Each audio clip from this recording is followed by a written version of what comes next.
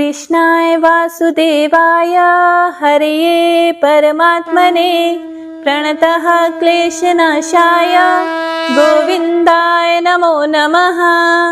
हरे कृष्णा। जय श्री हरि। आप सभी भक्तों का दिन शुभ और मंगलमय हो। माता लक्ष्मी और भगवान श्री हरि विष्णु का आशीर्वाद आप सभी भक्तों पर सदा सर्वदा बना रहे। आज कार्तिक मास का 26वां पावन प्रभात उदित हुआ है। यह केवल एक नया दिन नहीं, बल्कि प्रभु प्रेम की अनुभूति और आत्मा के आलोक का उत्सव है। आज का यह प्रभात हमें याद कराता है कि जब मन हरि में लीन होता है तो संसार की हर पीड़ा मिट जाती है और भीतर केवल शांति, प्रेम और समर्पण का संगीत रह जाता है। हे श्री हरि नारायण, आपकी कृपा से ही जीवन का हर अंधकार उजाले में बदल जाता है। आपके चरणों की ओर बढ़ने वाला प्रत्येक कदम मोक्ष के द्वार की ओर एक पवित्र यात्रा बन जाता है। हे गोविंद, हे दामोदर, आपकी मुरली की मधुर ध्वनि से समस्त सृष्टि में चेतना जागृत होती है। भक्त का हृदय जब आपके नाम में डूब जाता है तो उसे किसी अन्य सुख की आवश्यकता नहीं रहती। और हे तुलसी महारानी, आपका नाम लेते ही वायु पवित्र हो जाती है, घर आंगन में सौभाग्य और सुख का वास हो जाता है। आपकी पूजा से श्री हरि प्रसन्न होते हैं और भक्ति का मार्ग स्वयं प्रकाशित होता है। हे प्रभु, इस 26वें कार्तिक प्रभात पर हर दीपक में श्रद्धा की ज्योति प्रज्वलित हो, हर हृदय में हरि स्मरण की गूंज उठे और हर जीवन में प्रेम, करुणा और भक्ति का प्रवाह बने। तो सभी भक्तजन एक बार प्रेम से बोलिए, श्री हरि विष्णु भगवान की जय।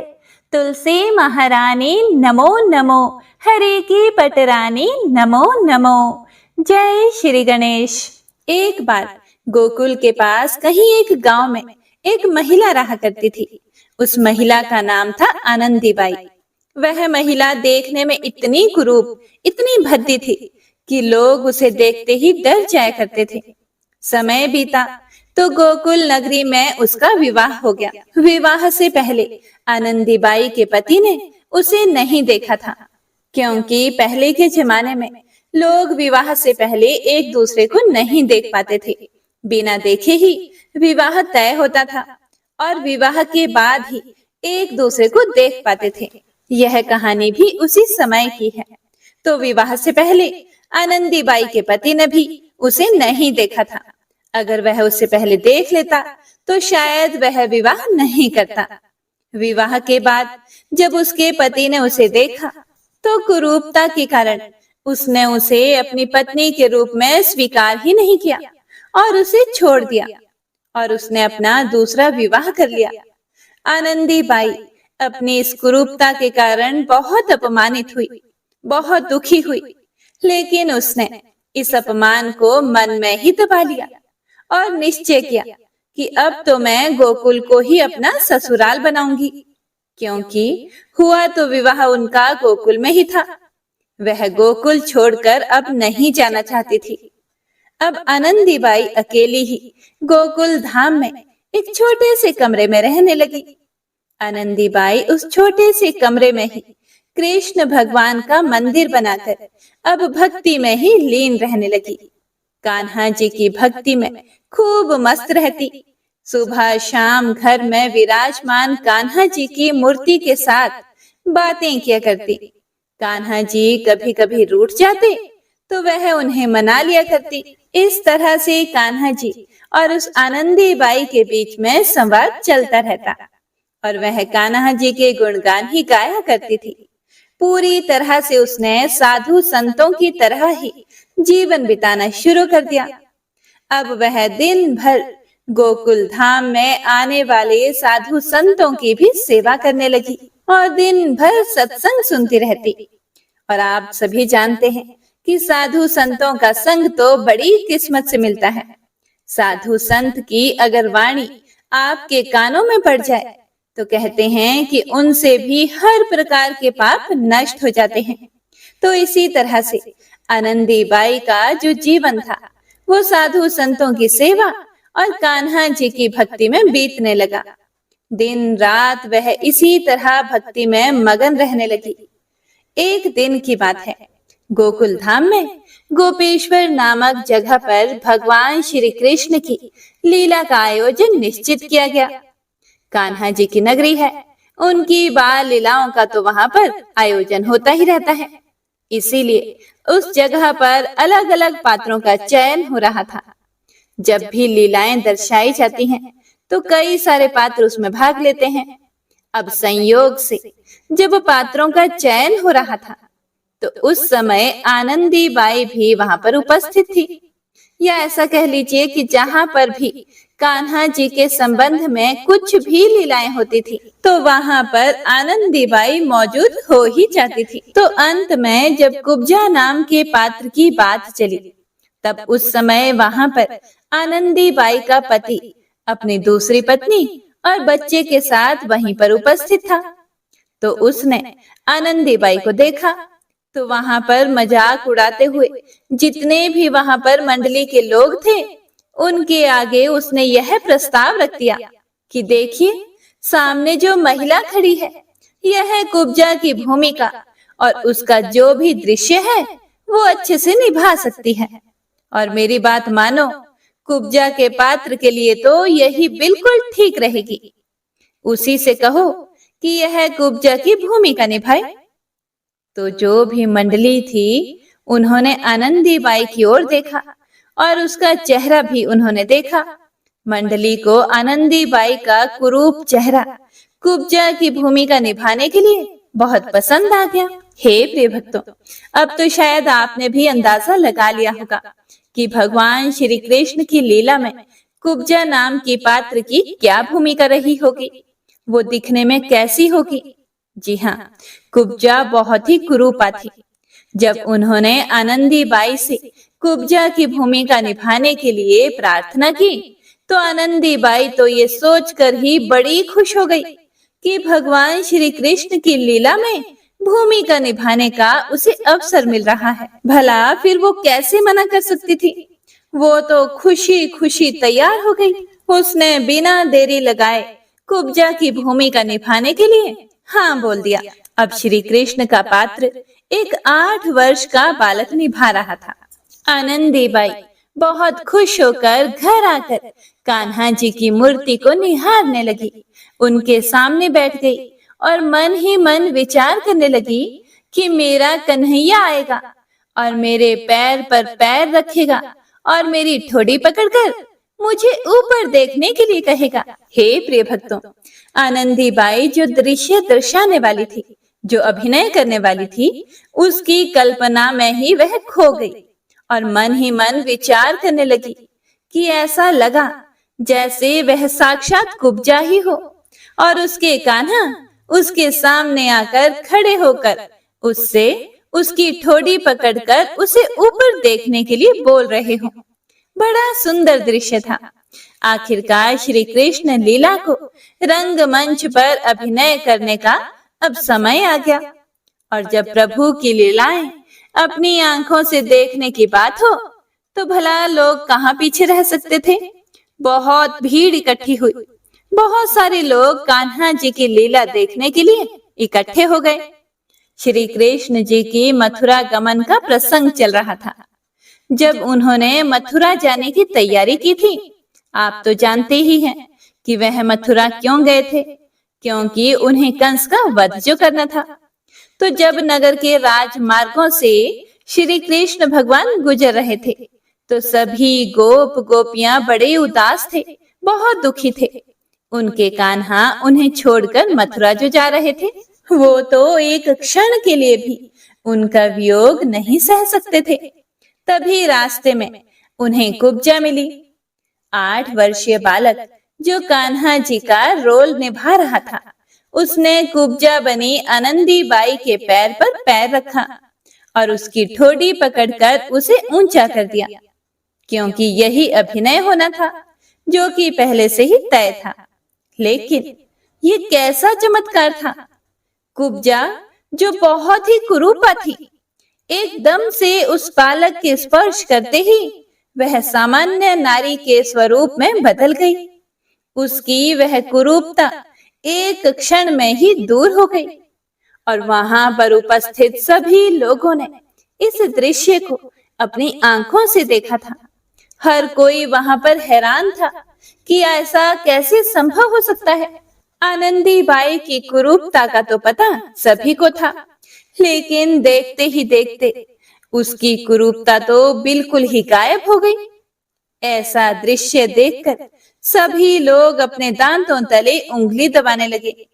आनंदी बाई तो भाव विभोर होकर अपने कान्हा की भक्ति में ही लीन थी।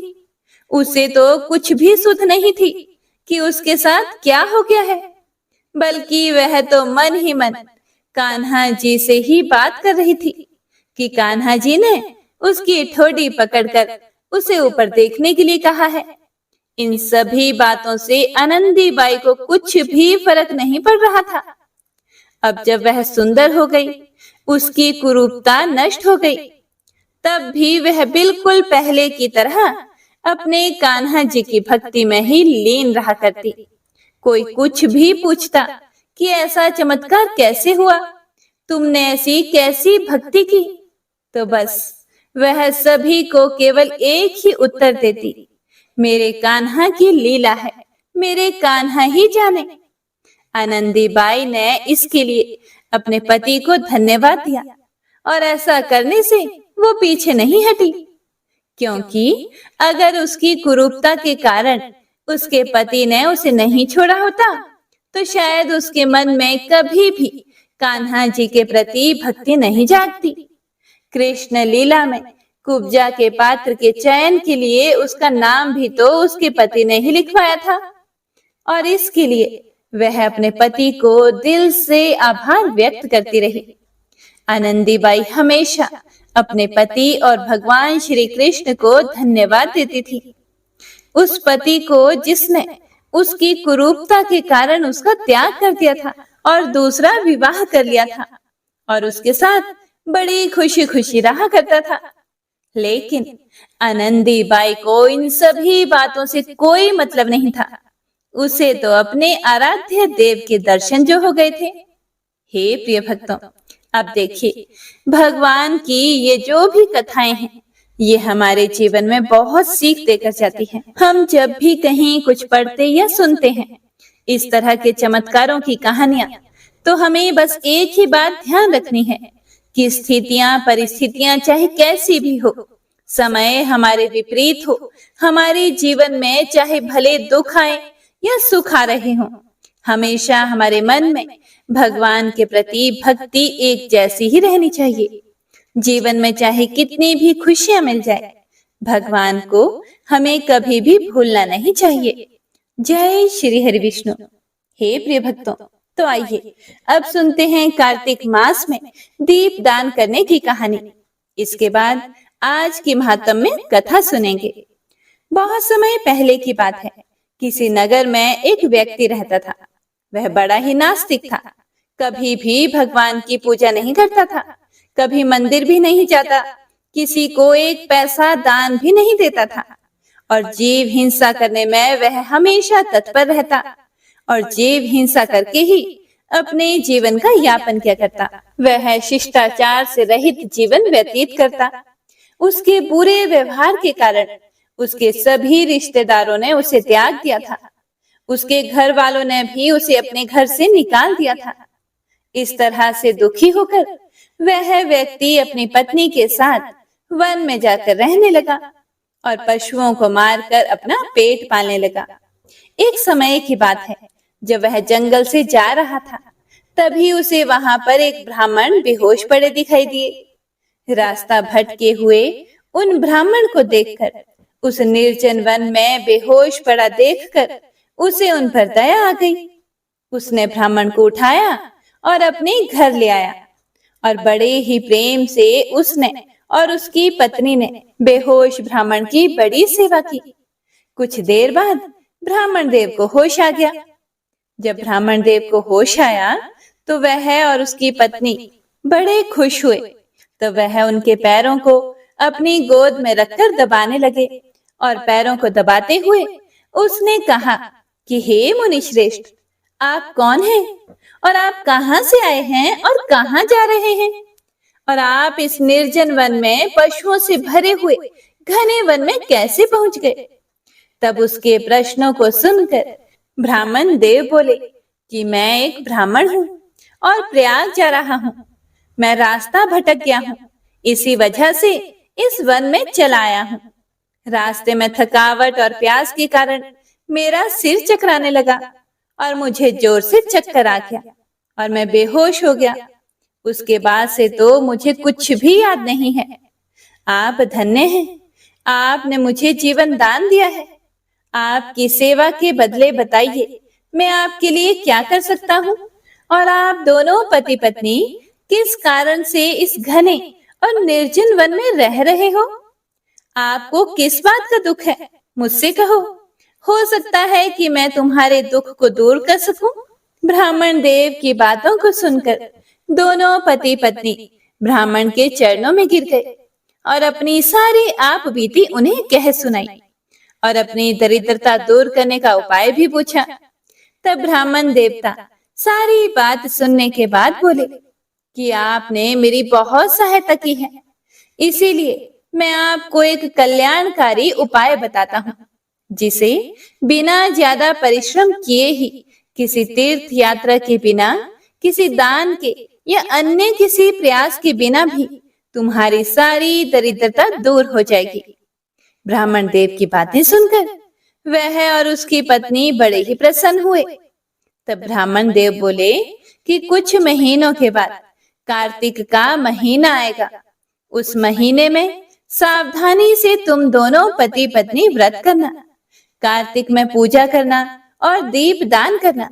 कार्तिक के महीने में दीप दान करने से तुम्हारी सारी परेशानियां जड़ से नष्ट हो जाएंगी। दीप दान करने के लिए देसी घी का प्रयोग करना चाहिए। देसी घी से दीपक जलाना। लेकिन तुम इस निर्जन वन में रहते हो हो सकता है तुम्हारे पास घी उपलब्ध नहीं हो। ऐसी स्थिति में तिल के तेल का प्रयोग करना चाहिए। कार्तिक के महीने में सुबह सवेरे तारों की छांव में उठना, कार्तिक के महीने में रोज स्नान करना और भगवान की पूजा करना और तिल के तेल से दीपक का दान करना, कार्तिक भगवान का ध्यान करना और उनके मंत्रों का जाप करना। कार्तिक मास में विष्णु भगवान के दामोदर स्वरूप की पूजा की जाती है। तुम प्रतिदिन भगवान दामोदर की पूजा करना, श्री तुलसी जी की सेवा करना, तुलसी जी की परिक्रमा करना और प्रतिदिन व्रत करना। 1 महीने तक कार्तिक मास में दीप दान करना। जो कोई भी 1 महीने तक पूरे मास की व्रत करता है, दीप दान करता है, श्री तुलसी जी की सेवा करता है, उसे माता लक्ष्मी जी का आशीर्वाद प्राप्त होता है और लक्ष्मी जी उसके घर में अपना स्थायी निवास करती हैं। हे महाभाग, कार्तिक मास में जो विधि पूर्वक व्रत करके दीपदान करता है वह धन धान्य और पुत्र और यश को प्राप्त करता है।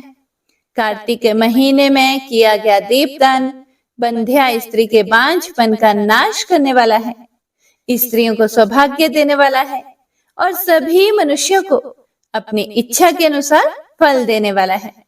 यदि कोई कन्या दीपदान करती है तो वह गुणी और चिरंजीवी पति को प्राप्त करती है। हे प्रिय भक्तों, आगे वह ब्राह्मण देव बोले कि स्त्री की इच्छा करने वाला पुरुष सुशीला और पतिव्रता स्त्री को प्राप्त करता है। विद्यार्थी विद्या को प्राप्त करते हैं और सिद्धि चाहने वाले को सिद्धि प्राप्त होती है और धन चाहने वाले को धन प्राप्त होता है और मोक्ष चाहने वाले को मोक्ष की प्राप्ति हो जाती है। बिना किसी विधि के, बिना किसी शास्त्र के जो कार्तिक मास में दीपदान करता है वह अपनी इच्छा के अनुसार फल की प्राप्ति करता है। और फिर विधि पूर्वक नियम से जो कोई भी पूरे कार्तिक के महीने के व्रत करता है और दीप दान करता है उसके भाग्य का तो कहना ही क्या है। कार्तिक के महीने में दीपदान करने का विशेष महत्व है। दोनों पति पत्नी को कार्तिक के महीने की और कार्तिक में दीपदान करने की महिमा बताकर ब्राह्मण देवता वहां से चले गए। हे प्रिय भक्तों, फिर जब कार्तिक का महीना आया, तब दोनों पति पत्नी ने आलस्य को त्याग कर कार्तिक के महीने का स्नान किया, व्रत किया और दीपदान किया। दीपदान करते करते उन्होंने पूरा कार्तिक का महीना बिता दिया। ब्राह्मण देवता के कहे अनुसार उन्होंने व्रत भी किया, श्री तुलसी जी की सेवा की, और ऐसा करने से उनके सभी पाप नष्ट हो गए और कार्तिक स्नान और दीपदान के पुण्य फल से अंत समय आने पर वे दोनों स्वर्ग को गए। हे कार्तिक के ठाकुर, हे राई दामोदर भगवान, जैसे आपने उन दोनों पति पत्नी पर अपनी कृपा की, वैसे ही सभी भक्तों पर अपना आशीर्वाद बनाए रखना। कार्तिक मास में जो भी भक्त दीपदान करें, स्नान करें, व्रत करें और कथा सुने या सुनाएं, सभी की मनोकामनाएं पूरी करना। तो सभी एक बार प्रेम से बोलिए, कार्तिक के दामोदर भगवान की जय। जय श्री हरि विष्णु। हे प्रिय भक्तों, तो आइए अब सुनते हैं आज के कार्तिक मास महात्म्य में आगे की कथा। पिछले अध्याय में आपने कार्तिक मास के उद्यापन की विधि के बारे में जाना था। शौनक आदि ऋषियों ने श्री सूत जी महाराज से पूछा, हे सूत जी महाराज, अब कृपया करके आप हमें यह भी बताएं कि किसी दूसरे के द्वारा संकल्प करके दिया हुआ पुण्य ही लगता है या फिर बिना दिए हुए भी मिल जाता है। तब श्री सूत जी शौनक आदि ऋषियों से कहने लगे, हे ऋषियों, पाप और पुण्य दोनों बिना दिए हुए भी मिल जाते हैं। सतयुग में एक का किया हुआ पाप या फिर पुण्य कर्म सारे देश को मिलता था, त्रेता युग में पूरे गांव को, द्वापर युग में पूरे कुल को मिलता था। लेकिन इस घोर कलयुग में केवल पाप या पुण्य कर्म करने वाले को ही नहीं, बल्कि उनके साथ जुड़े हुए लोगों को भी उनकी प्राप्ति हो जाती है। एक पात्र में साथ साथ भोजन करने वाले को पाप और पुण्य का आधा आधा भाग मिल जाता है। पापी के साथ मिलकर बैठकर भोजन करने वाले को भी उसका पाप लगता है। पुण्य कर्म करने वाले व्यक्ति के साथ मिलकर यदि भोजन किया जाए तो उसका पुण्य भी दूसरे को प्राप्त हो जाता है। दूसरे की निंदा करने वाले, सुनने वाले या फिर चिंतन करने वाले को भी बराबर पाप और पुण्य मिलता है। दूसरे का धन चुराकर दान देने वाला भी पाप का भागी हो जाता है। पाप या पुण्य का उपदेश करने वाले को छठा अंश प्राप्त होता है। प्रजा का छठा अंश राजा को प्राप्त होता है। इसी प्रकार शिष्य से गुरु, पिता से पुत्र और पत्नी से पति भी छठा अंश पाते हैं, चाहे वह पाप हो या फिर पुण्य हो। लेकिन पत्नी पति का आधा ही पुण्य पाती है। इस प्रकार बिना दिए हुए भी एक दूसरे को पाप और पुण्य की प्राप्ति होती है। अब इस संबंध में हे ऋषियों, एक अत्यंत पुण्य प्राचीन इतिहास सुनाता हूँ, ध्यान पूर्वक सुनो। एक समय उज्जैनी नामक नगरी में धनेश्वर नाम का ब्राह्मण उचित कर्मों से रहित, मतलब कि जो कर्म ब्राह्मणों के लिए बताए गए हैं उन कर्मों को करता ही नहीं था। उन सभी पुण्य कर्मों से रहित एक जुआरी, मदिरा पीने वाला, वैश्यागामी, रस कंवल और खाल बेचने वाला अत्यंत पापी ब्राह्मण रहा करता था। वह सामान खरीदने और बेचने के उद्देश्य से कई नगरों में घूमता फिरता। एक बार महिषपति नगरी में वह आया हुआ था और वहां पर एक मास तक ठहरा। एक दिन नर्मदा नदी के तट पर उसने जप तप करने वाले ब्राह्मणों का पूजन और शाम को श्री हरि के नाम का दीपदान महोत्सव भी देखा। उसी रात को एक सांप ने उसे डस लिया और तब कुछ मनुष्य ने उसके मुख में तुलसी दल और नर्मदा नदी का पवित्र जल डाला।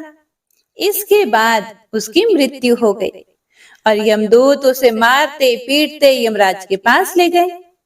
यमलोक में चित्रगुप्त ने क्रोध भरी दृष्टि से उस पापी की ओर देखते हुए यमराज से बोला कि हे महाराज, यह तो बड़ा पापी है और इसने तो अपने पूरे जीवन में एक भी अच्छा कार्य नहीं किया।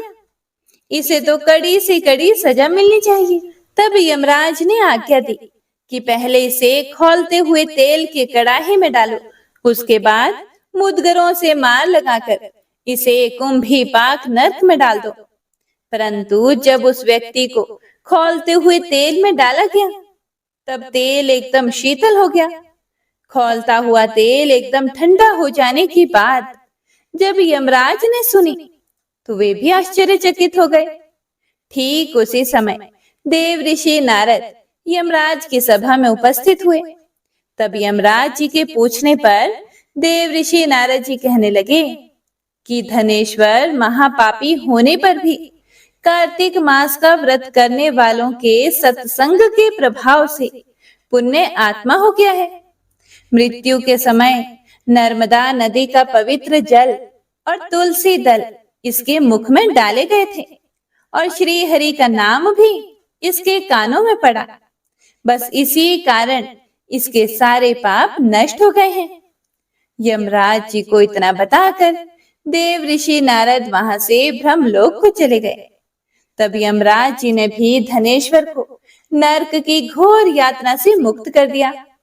इसके बाद धनेश्वर कुबेर देव का अनुगामी धनज्ञ हुआ, जिनके नाम से अयोध्या नगरी में भगवान गदाधर नाम का तीर्थ विख्यात हुआ।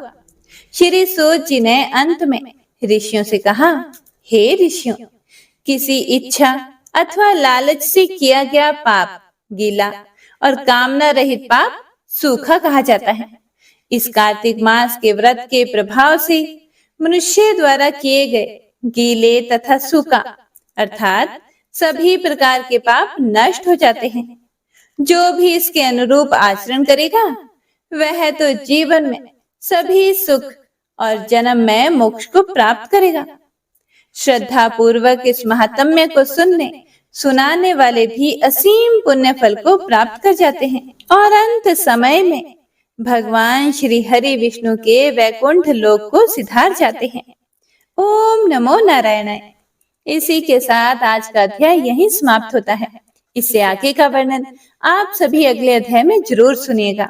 हे प्रिय भक्तों, तो आइए अब सुनते हैं तुलसी स्तोत्र। ओम भगवती तुलसी देव्यै विष्णु प्रियायै नमः। महाप्रसाद जननी सर्व सौभाग्य वर्धिनी आधि व्याधि हरा नित्यम तुलसी त्वं नमोस्तुते। अर्थात महाप्रसाद जननी सर्व सौभाग्य वर्धिनी आधि व्याधि हरने वाली सचिदानंद रूप तुलसी देवी मैं आपको प्रणाम करता हूँ।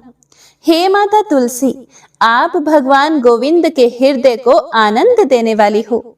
मैं आपको भगवान नारायण की पूजा करने के लिए चुनता हूँ, आपको प्रणाम करता हूँ। देवी तुलसी माँ को मेरा प्रणाम, मैं आपको नमन करता हूँ। हे विश्व की पालक, आप श्री हरि की परम प्रिय हैं। हे देवी, आपकी शक्ति के कारण ब्रह्मा से लेकर सभी देवता संसार को बनाने, बनाए रखने और उसका अंत करने में सक्षम है।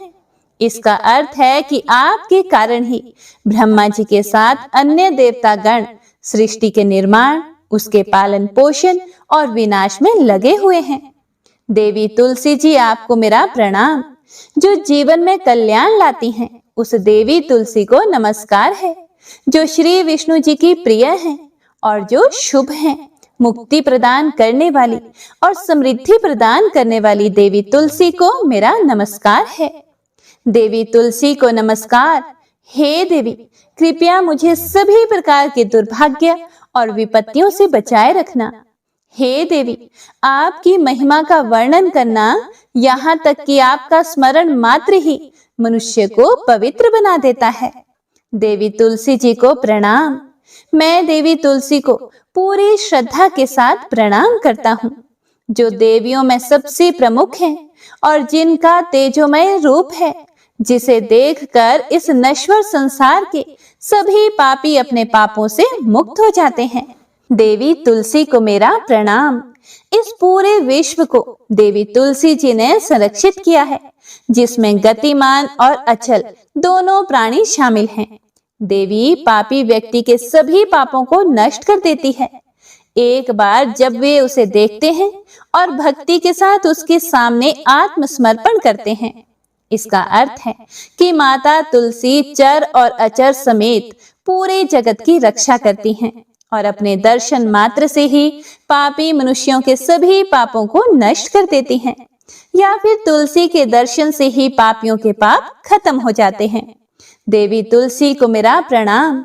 जो भी श्रद्धा के साथ देवी तुलसी के सामने हाथ जोड़कर प्रणाम करते हैं, वे इस कलयुग के बंधनों को पार कर जाते हैं और सभी प्रकार के सुख और प्रसन्नता को प्राप्त करते हैं, फिर चाहे वो महिला हो, व्यापारी हो या कोई अन्य जन। देवी तुलसी को मेरा नमस्कार। देवी तुलसी के समान इस पृथ्वी पर और कोई देवता नहीं है। देवी विश्व को उसी प्रकार शुद्ध करती हैं जैसे वैष्णव भगवान विष्णु जी के संग से शुद्ध होते हैं। देवी तुलसी को मेरा प्रणाम। इस कलयुग में भगवान विष्णु जी के माथे पर तुलसी पत्र चढ़ाना भक्तों के मस्तक पर विष्णु जी के वरदान, कृपा और आशीर्वाद को हमेशा बनाए रखता है। इसका अर्थ है कि जो व्यक्ति इस कलयुग में भगवान विष्णु जी के सिर पर तुलसी जी को अर्पित करता है, उसके ऊपर हमेशा विष्णु जी का आशीर्वाद बना रहता है। तुलसी देवी को नमस्कार। तुलसी में हमेशा सभी देवताओं का निवास रहता है, इसीलिए इस संसार में तुलसी जी की पूजा करना सभी देवताओं की पूजा के समान है। इसका अर्थ है कि तुलसी की पूजा से सभी देवों की पूजा संपन्न हो जाती है। ऐसा माना जाता है कि तुलसी वृक्ष की जड़ में लक्ष्मी नारायण तथा तुलसी वृक्ष के तने में ब्रह्मा, सरस्वती और तुलसी पत्र में स्वयं उमा महेश्वर विद्यमान रहते हैं। इसके अतिरिक्त 33 कोटि देवता, सभी पवित्र तीर्थ और नदियां तुलसी की छांव में विराजमान रहते हैं। तुलसी वृक्ष प्रकृतिमय देव मंदिर है। तुलसी वृक्ष का स्पर्श करने वाली वायु भी शुद्ध हो जाती है। देवी तुलसी को मेरा नमस्कार, जो सब कुछ जानने वाली हैं और भगवान विष्णु जी की प्रिय हैं। आप अपने भक्तों को सभी प्रकार की समृद्धि प्रदान करती हैं। हे देवी, कृपया मुझे सभी प्रकार के पापों से बचाएं। देवी तुलसी जी को नमस्कार। पहले के समय में यह भजन बुद्धिमान पुंडरीक के द्वारा हर रोज भगवान विष्णु जी की पूजा करते हुए और उन्हें तुलसी के पत्तों से अलंकृत करते हुए गाया जाता था।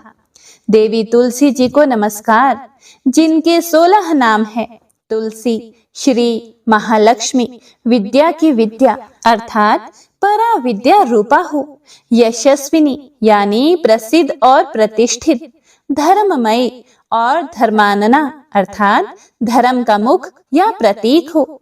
देवी देवी देव मनः प्रिया यानी देवियों और देवों को प्रिय। लक्ष्मी जी की प्रिय सखी। देवी स्वर्ग, भूमि यानी पृथ्वी, अचला यानी स्थिर, चला यानी अस्थिर। देवी तुलसी के इन 16 नामों का भक्तगण पाठ करते हैं या महिमा गाते हैं।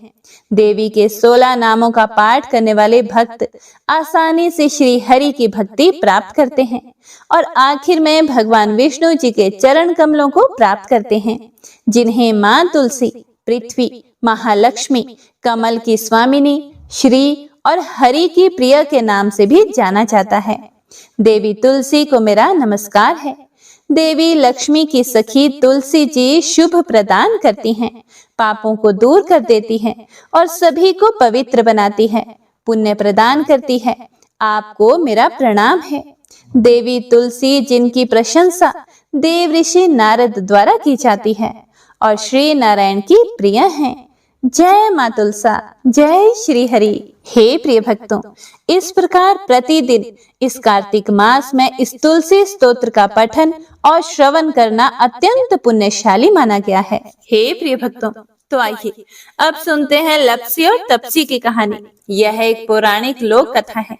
इस कथा के अनुसार एक लप्सी था तथा एक तपसी था।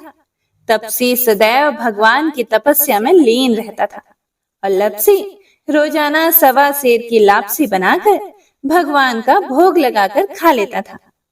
एक दिन वह दोनों लड़ने लगे। तपसी बोला, मैं रोजाना भगवान की तपस्या करता हूँ, इसीलिए मैं बड़ा हूँ। तो लपसी बोला कि मैं रोज भगवान को 1.25 लापसी का भोग लगाता हूँ, इसीलिए मैं बड़ा हूँ। तभी देव मुनि और परम वैष्णव ब्रह्मा जी के मानस पुत्र और महाज्ञानी नारद जी वहां से गुजर रहे थे। उन्होंने लपसी और तपसी दोनों को लड़ते हुए देखकर उनसे पूछा कि तुम दोनों क्यों लड़ रहे हो।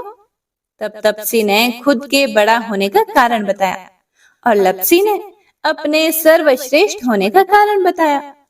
उन दोनों की पूरी बात सुनकर महाचतुर भक्त शिरोमणि नारद जी बोले कि तुम दोनों का फैसला मैं कर दूंगा।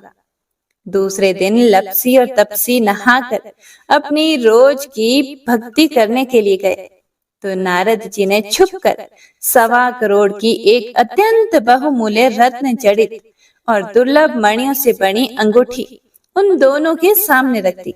हे प्रिय भक्तों, तपसी की नजर जब अंगूठी पर पड़ी तो उसने चुपचाप अंगूठी उठाकर अपने नीचे दबा ली। लपसी की नजर अंगूठी पर पड़ी लेकिन उसने ध्यान ही नहीं दिया और भगवान को भोग लगाकर लापसी खाने लगा। इसके बाद नारद जी उन दोनों के सामने आए तो दोनों ने हे नारद जी से पूछा, हे मुनि श्रेष्ठ, अब आप अपना निर्णय बताइए कि हम में से कौन बड़ा है, किसकी भक्ति श्रेष्ठ है। तो नारद जी ने तपसी से खड़ा होने को कहा। जब वह खड़ा हुआ तो उसके नीचे दबी अंगूठी उन्हें दिखाई पड़ी। नारद जी ने तपसी से कहा कि तपस्या करने के बाद भी तुम्हारी चोरी करने की आदत नहीं गई, इसीलिए लपसी बड़ा है और तुम्हें तुम्हारी तपस्या का कोई भी फल नहीं मिलेगा। हे प्रिय भक्तों, तब तपसी बड़ा शर्मिंदा होकर नारद जी से माफी मांगने लगा। उसने नारद जी से पूछा कि मुझे मेरी तपस्या का फल कैसे मिलेगा। तब नारद जी ने उससे कहा कि यदि कोई गाय और कुत्ते की रोटी को नहीं बनाएगा, यदि कोई ब्राह्मण को भोजन करवाकर दक्षिणा नहीं देगा, तो उनके दान धर्म का फल, उन लोगों की पूजा का फल तुझे मिलेगा। यदि कोई सुहागिनी साड़ी के साथ ऊपरी अंगोछा का दान नहीं देगा, तो वह फल तुझे मिलेगा। यदि कोई दिए से दिया जलाए, तो वह फल भी तुझे मिलेगा। यदि कोई सारी कहानी सुने लेकिन तुम्हारी कहानी नहीं सुने, तो उसकी पूजा का फल भी तुझे मिलेगा। हे प्रिय भक्तों, उसी दिन से हर व्रत कथा कहानी के साथ लपसी तपसी की यह कहानी भी अवश्य सुनी और कही जाती है। श्री तुलसी महारानी करूं विनय सिर नाए, जो मम हो संकट विकट दीजे मात नशाए। नमो नमो तुलसी महारानी, महिमा मिट ना जाए बखानी। दियो विष्णु तुमको सन्माना, जग में छायो सुयश महाना। विष्णु प्रिया जय जयति भवानी, तेहो लोक की हो सुख खानी। भगवत पूजा कर जो कोई, बिना तुम्हारे सफल न होई। जिन घर तब नहीं होए निवासा, उस पर करही विष्णु नहीं बासा। करे सदा जो तब नित सुमिरन, तेहि के काज होए सब पूरन। कार्तिक मास महात्म तुम्हारा, ताको जानत सब संसारा। तब पूजन जो करे कुंवारी, पावे सुंदर वर सुकुमारी। करे जो पूजन नित प्रति नारी, सुख संपत्ति से होए सुखारी। वृद्धा नारी करे जो पूजन, मिले भक्ति होवे पुलकित मन। श्रद्धा से पूजे जो कोई, भवनिधि से तर जावे सोई। कथा भागवत यज्ञ करावे, तुम बिन नहीं सफलता पावे। छायो तब प्रताप जग भारी, ध्यावत तुम्ही सकल चित धारी। तुम्ही मात यंत्रण तंत्रण में, सकल काज सिद्धि होवे क्षण में।